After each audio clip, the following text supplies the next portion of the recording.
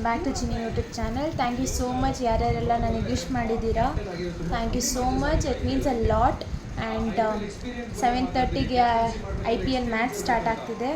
So ಈಗಲ್ಲಿ waiting for it. So ನೋಡೋಣ ಯಾರು ಗೆಲ್ತಾರೆ ಅಂತ. ಅಫ್ಕೋರ್ಸ್ RCBನೇ ಗೆಲ್ಲಬೇಕು ಅಂತ ಆಸೆ ಪಡ್ತೀನಿ. ಸೊ ಈ ವ್ಲಾಗ್ ನೋಡ್ಕೊಂಡು ಬನ್ನಿ.